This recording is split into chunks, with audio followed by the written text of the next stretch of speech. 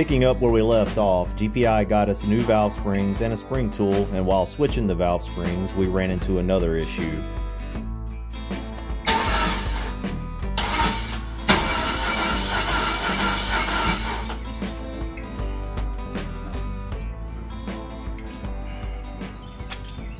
Alright, so we got the head off. No real damage to the other stuff. That was the one with the broken valve. This is the one that I screwed up, and as you can tell, I bent the shit out of it. Yep, my fault, 100%. I own that one. Trying to do a job quickie with the wrong tools, and that's what cost me. So anyway, we're going to lap this brand new valve in and pop the head on and new gasket, and we should be riding in an hour or two. All right, so day one back from Louisiana Twin Cities race. Unfortunately, it worked out and it didn't work out. We weren't able to get my car done. Found some unforeseen issues that we talked about earlier while we were actually working on it. We ended up cruising over there. Basically shut my project off at like 4:30. Made the trip over. We were, what was that? It was like 20 minutes? Yeah, 20 minutes. Yeah, it was like 20 minutes from the race. We ended up, Mallory had her car. Larry had his vet. Tater had his car for the NA stuff. And Jose had the C8. Jose had the C8. Yep. And then Sean Johnson had his stuff. Larry with the C7. Yeah, there was a couple, we had still plenty of cars to race. Anyway, we got there at like 5:30-ish. It's no later than 6. So I had to work on Sean Johnson's car for a minute, working on the tune. So we ended up getting, while the rest of the people were getting in the gate and getting unloaded. So we're probably ready to go by like 6. And I went down, started talking to people, figuring out what we were going to do for the race and whatnot. So everyone was still getting test passes in. I think Ryan and them in the blue car had made one test hit that was good. They tried a second one. It blew the tire off or something, so they were swapping tires to go make a third one. So Larry was in the, what was that called? Like all-out daily driver? It was the all-out daily driver class. Yeah, there was 17 cars in that class. And that was kind of taking up like the racing time, if that makes sense. It was also a test and tune going on. Yeah. The problem was the event was going to get rained out Saturday. So they mashed the event into Friday with the test and tune. So everybody was there trying to tune. Like your normal Friday night guys that come to the track every test and tune were trying to tune. They were oiling down the lanes. Well, we were also told that, yes, the gates opened at 4:30, but no passes were going to be made till 6. Yeah. So there was some time. So we kind of weren't in a mad dash, to get there, because we were like, well, if we can't make any passes till 6, like, who cares? As long as we get there, because you know how it goes. It's like, oh, the track opens at, well, we were told the gate was at noon. You could start doing something at 4, but they weren't going to make any passes till 6. So that was part of our, or at least my decision-making process, that and just not being willing to give up, of keep working on the car.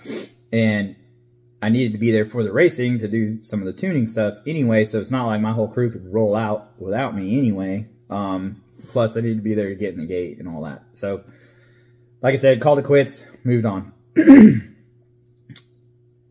Sean had a grudge locked in, so we had to jump on his car while everybody was unloading, like I said, went down.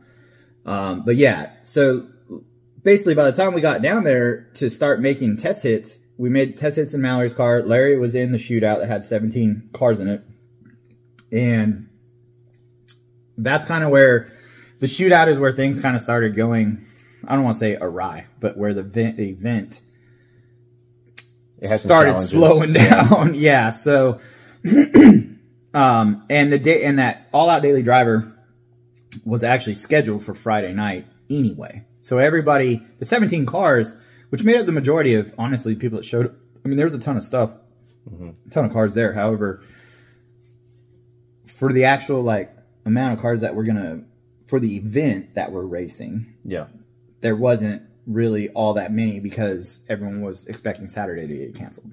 Which it did. Which it did. Anyway, so we go down. Leslie Hodge, is that who? I think that's her last name. I'm not sure about her last name. Yeah, but Leslie was the CTSV that Mallory was supposed to race.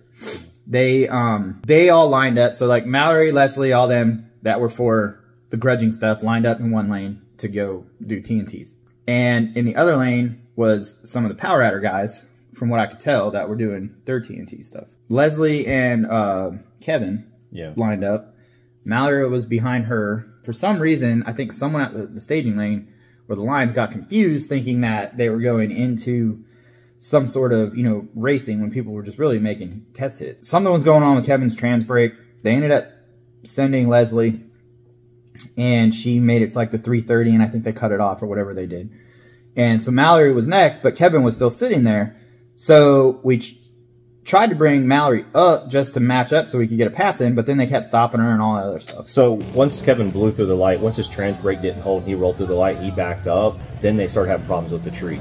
Oh, okay. That's what it was. I so like, see that because Kevin side, bumped in, so many people, and it was double yellow bulb. Kevin was bumped in. He's on the trans brake, and he's and the light's not dropping. It never came down. So he had to let off the trans brake again, back out, back in. And finally, the tree worked, and then Kevin took off, and then so Mallory's next, and then that black Camaro pulls up next to Mallory, and then they both made it. Okay, all right. What's crazy is like I haven't been except for the dig and die or whatever that is that we do down here. Yeah, dig and die. The no prep. I've never been to something where you can't even see the other lane nor the other cars because there's so many effing people in between. So you don't really know. Like, all you know really is what's going on in your lane. I was trying to do, the courtesy staging or whatever, or at least see the other lineup guy. And honestly, I didn't even know Mallory was in that lane because I was filming the black car because Tater had a grudge race locked in with him. Yeah. And I wanted to see what kind of pass he made. So it wasn't until they both pulled out and they were past that little shed in the middle that I even seen Mallory's car. Well, and what sucked is Mallory had been sitting there, did her burnout, got pulled forward because we were told it was okay. Because me and Ryan were standing there next to each other, and I'm like, hey, can we just... Like, if Kevin's stuck, I said, what's going on with Kevin? He was like, I don't know, let me run over there. I said, all right, I'm going to pull Mallory up because this doesn't make any sense. She's been sitting there forever. So she did her burn up and pulled up because Ryan just kind of gave me a thumbs up from the other side. So we started lining her up, and then the tree guys come back and start telling her no and, like, push her back. Yeah, they had, the tree was acting crazy. Yeah, so, of course, everyone stood around because, they knew that the girls had a grudge. And, grudge race, not a grudge. But, so Mallory made her hit. And it was just so much going on. When the light turned green, she was literally looking out the window at me. And then I was like, go. Just go, So she was like, all right, whatever. And she hit it, and made a decent lick, I guess. She ended up running down that Camaro. It would have been nice if they left together. But it was funny that, she was, that dude had to be 3 cars out or whatever by the time she hit the gas. I don't know. I'd have to see it on video. But like I said, when the light turned green, she was literally looking at me like, what the hell are we doing? And so she makes pass. She runs that guy down. And, of course, like, the place goes nuts. Because, remember, the light didn't even turn on at the end of the track. We didn't know what happened. And not like they were racing. It was just... It was testing. Yeah, it was just testing. But the fact that she came around him. Yeah, and then it was funny because they go through the traps and then there's, like, nothing. And then all of a sudden, 10 seconds later, 10 seconds later, the light pops on and, everybody loses their mind. Yeah, so I guess going back to what we should have probably made notes. Gone down a list of talking points. Anyway, Larry was, there was some monsters in that class. He was that was the first passes on that setup. We just did a bolt-on gig for his Z06. Which was crazy because, like, it was a extreme daily driver. There were Fox bodies that were race cars. Just straight turbos popping and clicking and bumping in. It was cool cars. Don't get me wrong. But yeah, bolt-on Z06. Anyway, competing with raced out Fox bodies. Yeah, because he raced that 4th gen. So this is kind of where the track started to go bad. So the 4th gen, he was definitely on the bumper. I don't know if he cleared the rear tires also, but Larry takes off, so does the 4th gen. All I see is the hood of the 4th gen from my perspective. Yeah, he rode but I'm trying to just listen for shift points and, all that stuff. Just tuner stuff. So, Dude, this dude just bang bounces it and stays in it. Almost runs Larry down. And so Larry takes the dub, but then that was kind of the first, like, all right, now we got to check track. So it was already getting, I mean, late by my standards. But the apparently there's no noise ordinance here, and they go till 3, 4. They don't give a shit. Yeah, they'll just run. We're not used to that at all. No, not at all. Yeah, we get shut down by like 10 o'clock, and that's it. So Tater had like, everybody wanted to race that kid. So he had like 5 grudges locked in at that moment in time. Yeah. Also, we hadn't been called for the 4 horsemen. There was no discussion about it. Nothing had been solved yet on that whole deal because, you know, at the end of the day, I screwed the whole thing up. I was supposed to be the 4th car, and there were no alternates. We told Tater just like, hey, let's just see if we can finally get this car to stick. It's never hooked as far as I've ever seen of a log or any of that stuff. In Oklahoma, they just have terrible weather. He left off the foot brake like 3,700. It hooked. He took it to, I think we told him to go to the 330 or the 8th maybe. Yeah, we told Tater to run it out 300 foot. Yeah, told Tater to run it out 300 foot. And I said, but if the fuel looks good, take it to the 8th, you know, whatever.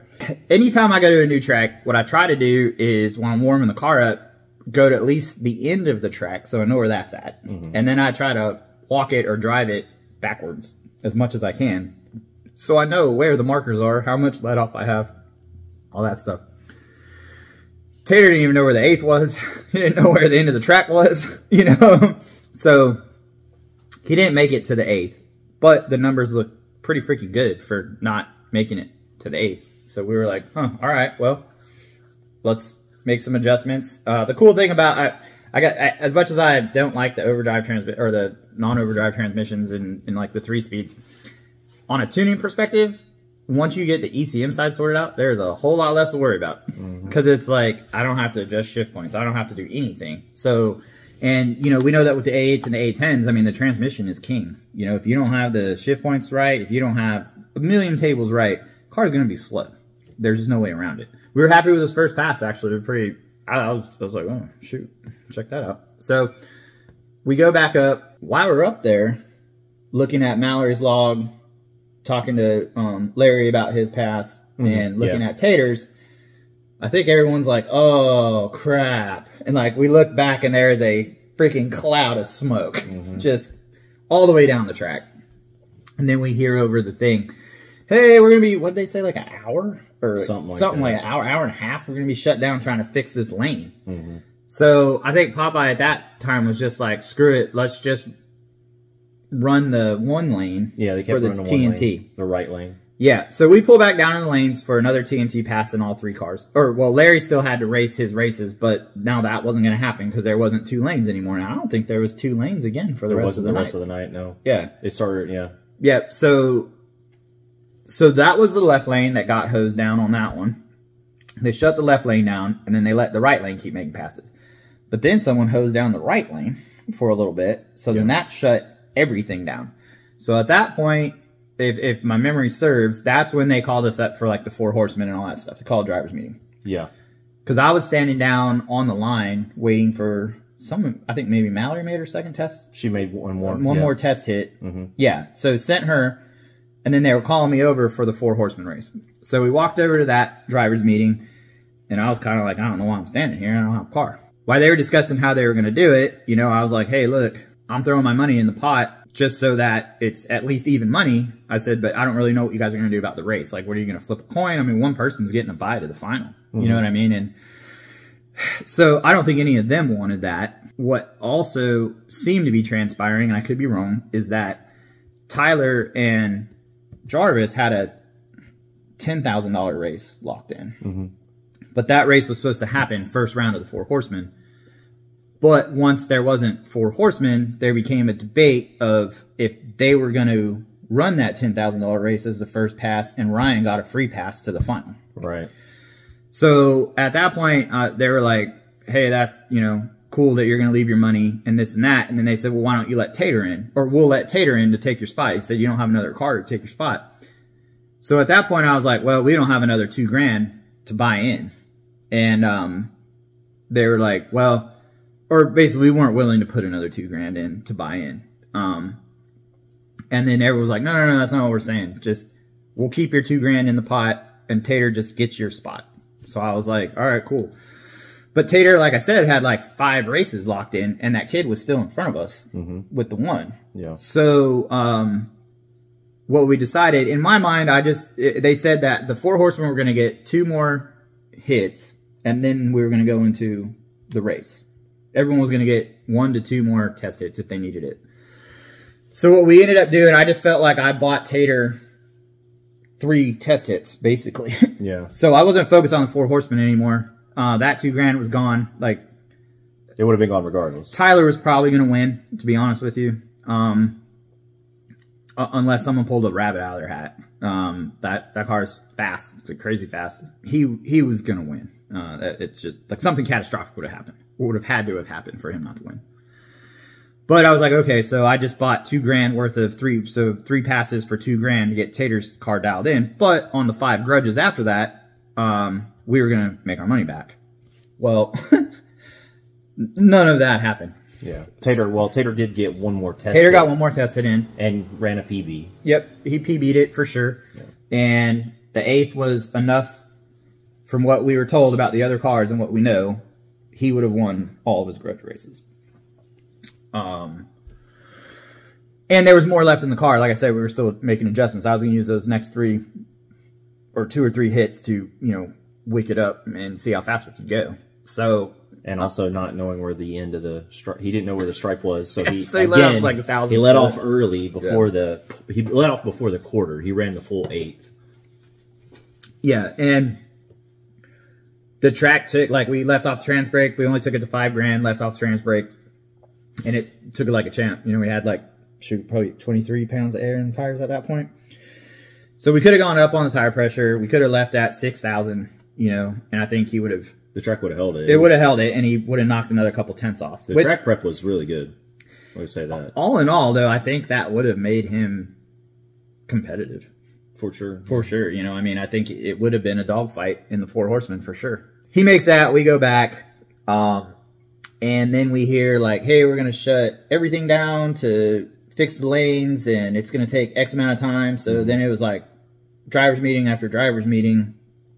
But there was still like, 3 rounds of that daily driver? Yeah. That hadn't happened yet because they had 17 entrants. Larry was out. He left on yellow. Like, double staged, like yellow. beat himself. The car he was racing was a beast. So he was like, he did 1 and 1. And then I knew it was a turbo car, so I wanted to rush the turbo car. So as soon as that guy lit his first bulb, Larry already had one. So I rushed Larry into the beams. And I don't even think I heard the clicking and popping in the left lane. You just took off. Yeah, and then Larry just took off. And I was like, no. So anyway, that was that. But I think that was the last side-by-side race. Because the rest of the night, it was one lane or the other. And that continued for like a long, long time. And then we were up, what was it, like 1 o'clock, 1:15? We're over at the cars, and here comes I was looking at Tater's last logs, and we were putting some timing back in it and looking at some other stuff. It started raining. And here comes the rain. I was up at the starting line because Jose was trying to make his second hit. He only got to make 1 hit all night. He was trying to lock in a grudge race. Yep. He ran a PB on that first hit, and he was trying to run. His goal was to run. Well, I don't know if he wants me to tell times. Yeah. So we won't tell times, but he had a goal in mind, and he would have surpassed it. Yeah, quite a bit. Yeah. But yeah, so he was pulled up to the lanes. I was trying to record his hit, and then I started feeling the rain, and everybody started leaving the line, and I said, "Well, I guess that's it." So we'll walk back to the car. Yeah, because he was trying to lock in a race with the baby. Yeah. Yep. He was trying to race. Yeah. One other thing I thought was cool too was they had stakes with like prayer performance. Oh yeah, that was awesome. And then whoever's car was supposed to be there, like yeah, Tater that was pretty had cool. One. Yeah. They had spots reserved for us, which was dope. Yeah, we were supposed to have 10 cars that were supposed to, yeah. So for parking, that was nice. What are you gonna do? They're trying to cram a 2-day event into one night. But yeah, so we didn't really talk about. I filmed it when we were working on the car initially, when we found out it had a broken valve spring, but we never talked about what happened after that. Yeah. So the reason that we didn't bring the car. I called Ryan And I was like, hey, man, just a shot in the dark. Do you have this part number? And I said, I know you guys are fixing to leave. And he's like, yeah, let me run in the back. And he came back. He's like, yeah, I got him. I said, okay, cool. I said, I'll get on the page and I'll pay for him. You know, I'll shoot you the payment for him. But I was like, hey, man, I'm straight ill prepared. It's like, I need a tool also. Yeah, valve spring tool. Yeah, so he ran in the back and grabbed one of the valve spring tools also. So they started heading out from Arkansas. And then I'm like, okay, what do I need to check, you know, change springs? Like, I don't carry an air compressor. I have zero need for an air compressor in our track setup. You know, for anything that we need air, we have little plugins that, you know, we fire air up. So I've never had a need for an air compressor at the track. And so basically, two of Kelsey and Jeff, Saints, like, her car's still at the shop, you know, and they came down just to hang out. And then they were like, hey, we'll start driving north to meet Ryan and them somewhere on the road. So I'm tearing the car apart the rest of the way, trying to make coordinations for them to meet up.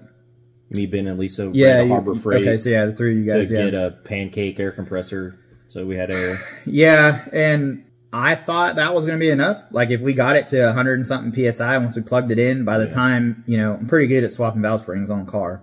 So I figured by the time that little thing would drain down, just because of, there's no such thing as zero leak down. It's not a thing. Right. So, but it turns out that pancake compressor was getting his butt whooped. It was getting smoked. I mean, it couldn't do anything. You guys got back with that, started setting that up. Yep. I had the car ripped apart.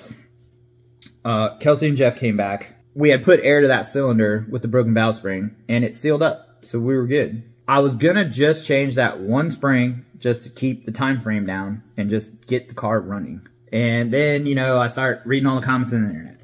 I changed all the springs, do this, do that, which isn't wrong. Like, I agree. Right, because we could have slapped it together, got to the track, and broke another one. Broke another one, right. Or, you know, all of them were weak or whatever. And I will say that we did test the springs before we put them back on. You know, they seemed to test out fine.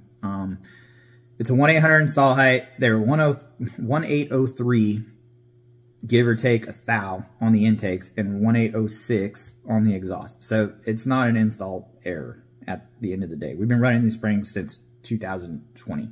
Also, those springs have a lot of runtime on them.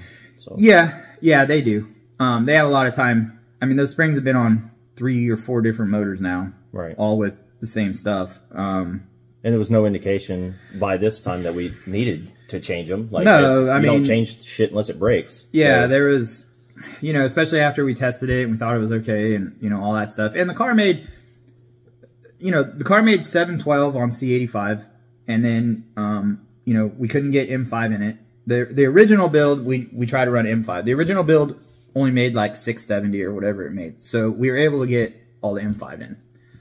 Well, when we broke the timing chain, well, when the timing chain broke, I mean, you can't physically break an F in the timing chain. But anyway, when the timing chain broke on the 9.0 pass, we went with the C5R chain, the dog bone tensioner from LME, which I highly suggest everybody does on all these builds because the stock LT tensioner sucks. And then, you know, we redid the heads completely. Not completely, but we put new seats and guides and brought everything down to where it needed to be. So we got all our compression back.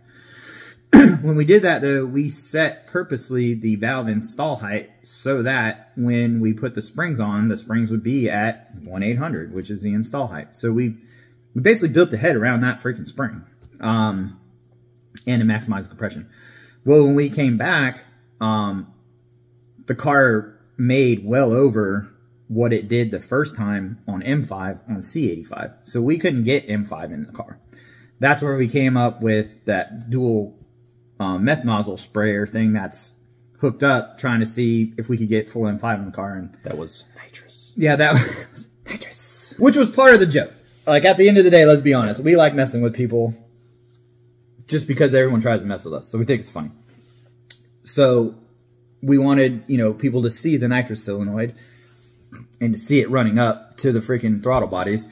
And we decided not to use that technique in the end, but we left it on the car just to, you know, cause a little stir and a little ruckus and a little talking. But the whole point was for the car to freaking be there. And so everybody could see that, like, oh, hey, look, it actually runs off the regulator and it's using fuel from the freaking thing, and there's no way the car has nitrous on. And we were going to offer a $5,000 reward for anybody to tear the car apart and find a bottle. I was thinking of any way I could start making my money back on this freaking race. We even brought a borescope. We brought, I mean... Yeah, we brought we were willing to pull the heads off. Yeah, we were willing to do anything to prove that it's stock bottoming. Everything's going great on the other cylinders so far, swapping all the springs, and the air compressor had no pressure, and I forgot to bump the deal over, you know, because we made a bump starter to set the valve lash and all that stuff.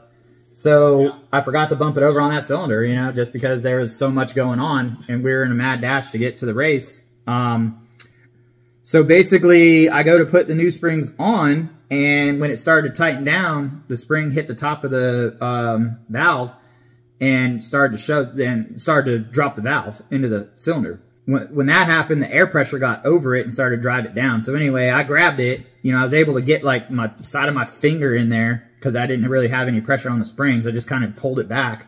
So I started loosening it up. I was able to save it, pulled it back up, and